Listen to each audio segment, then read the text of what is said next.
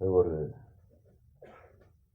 திருமணம் செய்து கொள்ளக்கூடிய ஒரு தம்பதிகளாக போகிற ஒரு பொண்ணும் மாப்பிள்ளையும் கூட அதில் இறந்துட்டாங்கன்னு கேட்கும்போது ரொம்ப மனசு ரொம்ப ரொம்ப சுமையாக இருந்தது.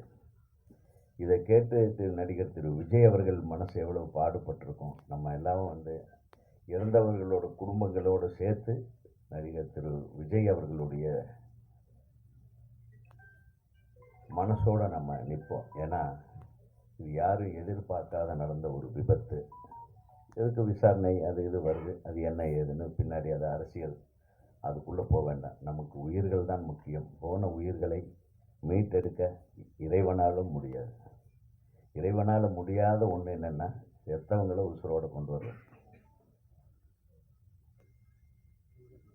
ஆக அந்த குடும்பங்களுக்கு ஆழ்ந்த இரங்கலை தெரிவித்து ஒரு செகண்ட் நம்ம ஒரு மௌனமாக எல்லாரும் அஞ்சலி செலுத்தலான்னு நினைக்கலாம். இனிமேல் நடக்காமல் இருக்கணும்.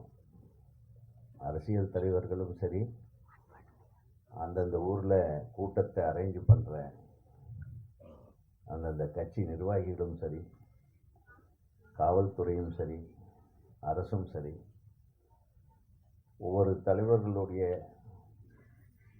சக்திக்கேற்ப எந்த அளவு கூட்டம் சேருமோ அந்த மாதிரி இடங்களை ஒதுக்கி அதற்குண்டான பாதுகாப்பை வழங்க வேண்டும் என்று